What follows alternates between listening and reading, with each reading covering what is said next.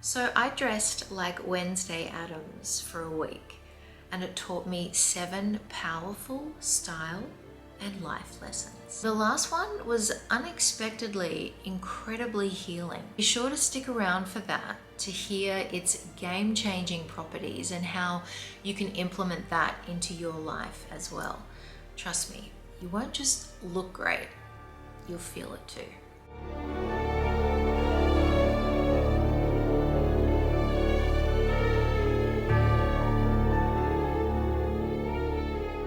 Hi, my name is Faye and welcome to my channel. Here we talk all things thrift, vintage, sustainable style, and what I like to call opshopulence. So we take secondhand, we reinvent it, and we turn it into first class chic. And we do that because it's much better for people and the planet. Using what's in existence and otherwise destined for landfill instead of buying new. Now, in my last video, we went thrifting for Wednesday and Jenna Ortega inspired aesthetics. I found an absolute bounty of beautiful things. I'm back in my comfies. It's freezing here in Sydney. I'm actually under a blanket, truth be told. So now it's time to style them up and muse on the lessons learned. And all the looks that you're going to see today, I have been working tirelessly on creating a really gorgeous drop, and that's going to be available on my new eBay store. I'll put all of the links in the description box. Okay, let us begin. 7 Gothic Glamour inspired looks and the wisdom to go with it. Lesson number 1, black but never boring. I've always loved black personally. What this really reinstated in my mind was just how eye-catching and dynamic and dramatic and really wow factor darker shades can be. The trick is playing with texture, contrast, and mixing and matching different fabrics. A gorgeous black satin or wool tux teamed with silk, latex, patent leather, textured scarf. Just because it's in the one monochromatic palette doesn't mean it has to be dull. I mean, you just have to look at designers like Yohji Yamamoto, Issey Miyake, Comme des Garçons, Rick Owens. They're all very dark, very goth, very moody, but they're all so unique and they really stand out. Those dark shades really are pretty dynamic. And I had a lot of fun styling these pieces up to challenge myself in just a simple palette. It was great to come back to what I like to call the foundational pieces. And in this drop, I have quite a lot of those foundational pieces, and I was very intentional when I was hunting for you that I wanted them to be as many natural fibers as I could. There's still a few synthetics in there, but for the most part we're talking wool, silk, cotton. These are the fabrics that will stand the test of time. They look more elevated, and when you're thrifting, this is a great way to get more bang for your buck. The pieces are going to last longer, and just because you are thrifting doesn't mean that you can't find quality. The pieces that I found are really beautiful, and there's a lot of high-end brands in this drop, so it never ever has to be second best, and it never ever has to be boring. I think this outfit really stands out for me in the sense of black but never boring. I took this 2-piece set, which is black with a silver, almost like marble effect through it.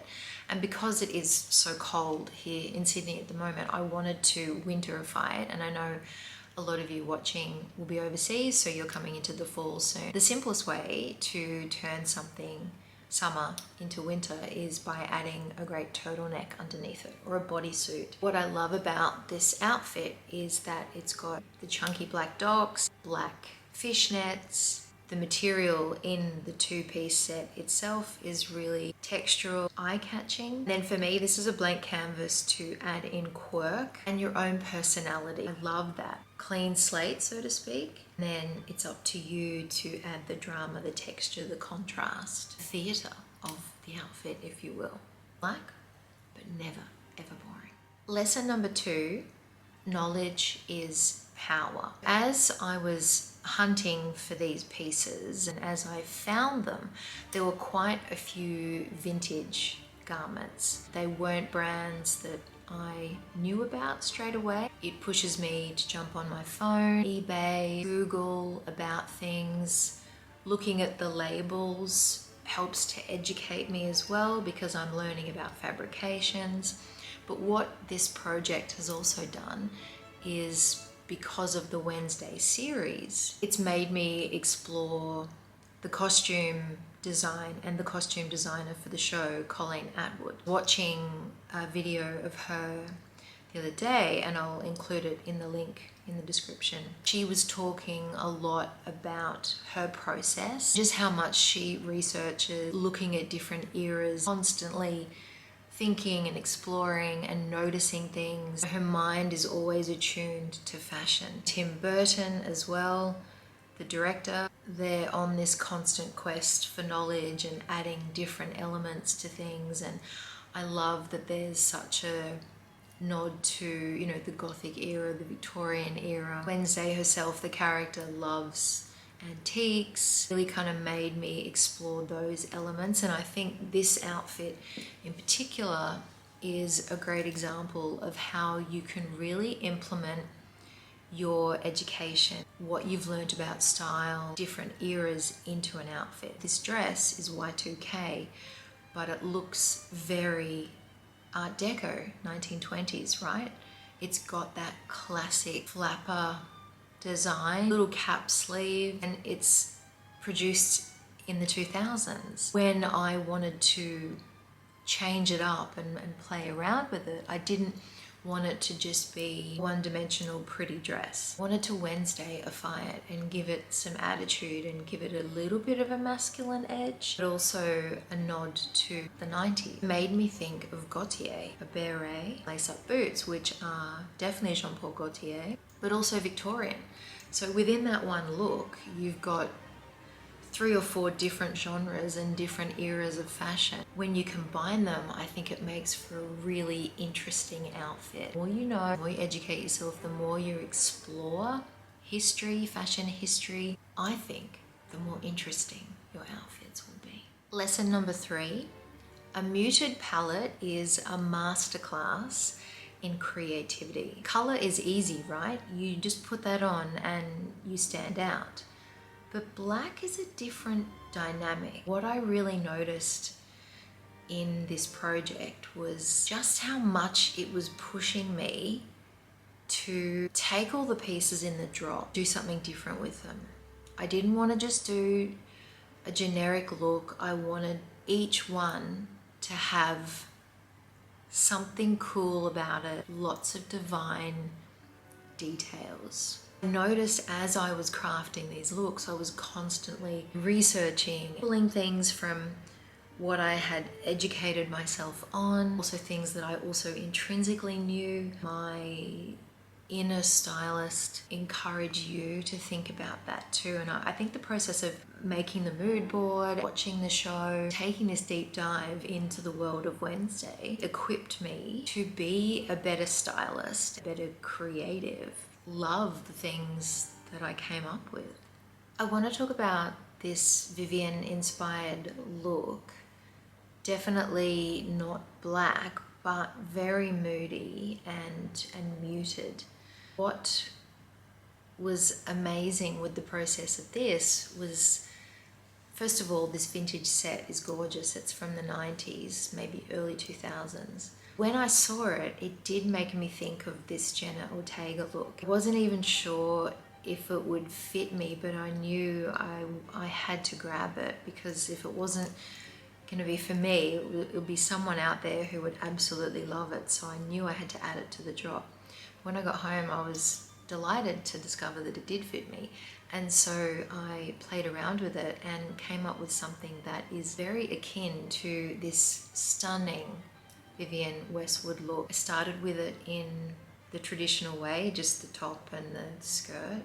And then I thought, well, what happens if I put the corset on the outside? Just kept playing and it just kept unfolding. By the end of it, I had something that really has the feel of what Jenna Ortega was wearing. I love that because it just shows you don't have to have a big budget. You really can emulate and replicate the things that you see in high fashion. The more you know and the more you play, you'll be surprised what kind of masterclass you can create out of your pieces and the things that you find in thrift stores. It's very cool. Lesson number 4 is about discernment, and I think this is really valid in fashion but also in life as well. Taking the time to really think about what you like, what you feel good in, what suits you, remembering that just because it is secondhand doesn't mean that you have to sacrifice style or quality. When you do have the time, take the time to explore the garments, hold them up to the light, look at the fabrication, look at the label. How does it feel? Even how does it smell? What does it look like? Just because something may be inexpensive doesn't mean you really need it. Are you going to wear it? Will you love this? Is it unique? Is it right for your lifestyle? All those questions. And I really do see thrifting and secondhand shopping as just a normal shopping experience. When I do go into these stores, I am really picky because I know what it's like to be an eco hoarder. You really don't need a lot of stuff. I have a pretty small wardrobe, as you may have seen before in one of my other videos. Very intentional about what I invite into my wardrobe, what I invite into my life, really. People, places, energy, all those things. The clothes are the same. Lesson number 5 is the power of accessories. Pretty much all of these looks have killer accessories. Something for me at the moment is definitely the ring stacking situation. Really been having a lot of fun with this. It started with the Celine show that I saw, and these are all pieces that I already had. Started to play and stack, and now it's become my whole personality. I wear it every day and I love it because each one of these rings has a story. You can do the same with bangles, as I did in the McQueen look. Love stacking up bangles and playing around with that. I do the same with necklaces. I'm very much into chokers at the moment, and then layering a longer necklace underneath that. I stack my earrings as well, so I play around with different sizes, shapes, and I switch it up all the time. I even played around with hair. The Vivienne Westwood inspired look, I tied the choker on the outside of my hair to give Gothic Victorian feel.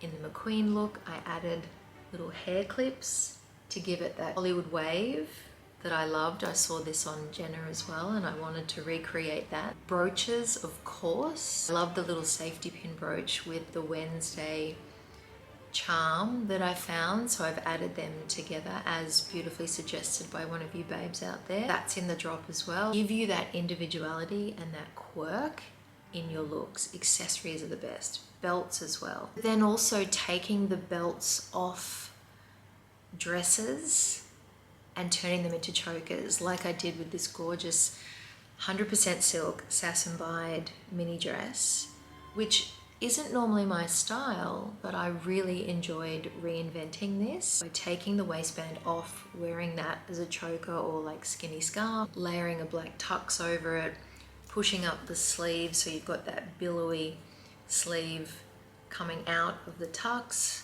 the rings of course, and this gorgeous heart pendant.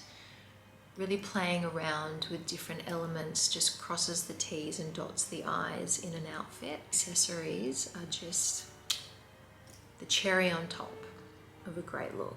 Lesson number 6 is that clothes don't have a gender. I have believed this for as long as I can remember. I just see clothes as fabric, a beautiful opportunity to make it fit me. And I feel like I'm definitely a mix of masculine and feminine with my style. In fact, because I do look so girly, I feel like I lean into the masculine aesthetic. I love a suit, and this grey suit is gorgeous. Viscose. I really like the lighter piping on the lapel. The silver almost has like a sheen to it. What I really enjoyed doing with this was two things. I played around with a stunning silk ruffle blouse, which looks amazing as well. Very moody and very much like this Jenna Ortega look that she wore on her press tour and Demula Mista.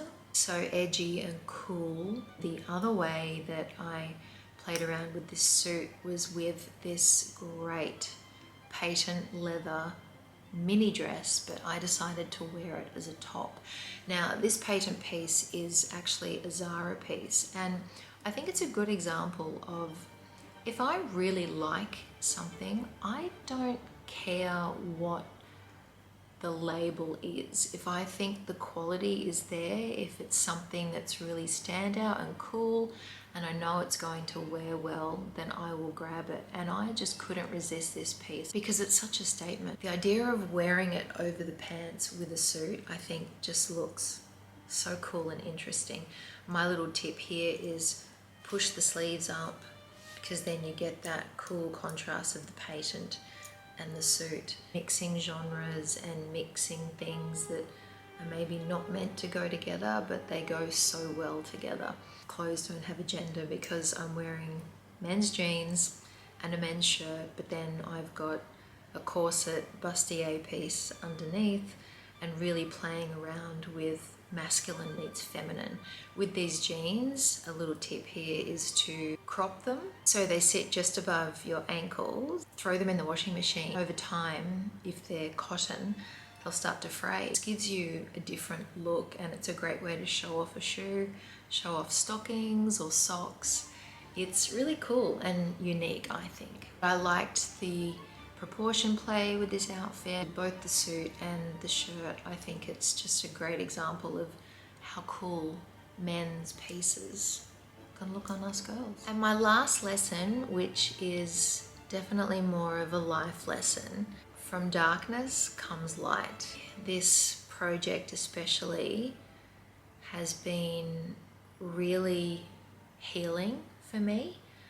It's not something that I talk about a lot, but I have been going through quite a bit of stress. Yeah, there's been a lot going on in my life. Clothes are such a healing place for me, cathartic. It's great for your inner child. Take your mind off things. I just find it always puts me in a much happier place when I escape into this world of playing dress up, having fun, and just not worrying about life stuff.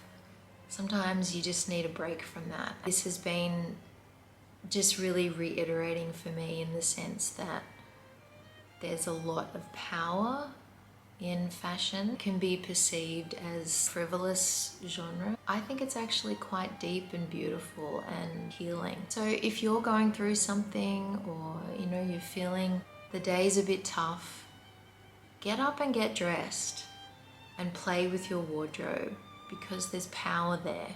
There's definitely a way to emerge out of the darkness, things that are worrying you. Fashion is my therapy, and thrifting is definitely my therapy too. I think also that it's okay that sometimes we are dark and other times we're light. You kind of got to have both, right? Yin and yang, part of life. This challenge just kind of reiterated that to me. I hope that it's a reminder for you as well, that from darkness comes light. All right, my loves, thank you for joining me. Thank you for watching, and do check out the drop. Been working really hard on it, so I hope that you see some things that you like. I would so appreciate your support as I grow my business. Thank you so much for watching, and I will see you really soon for the next one. Bye, loves.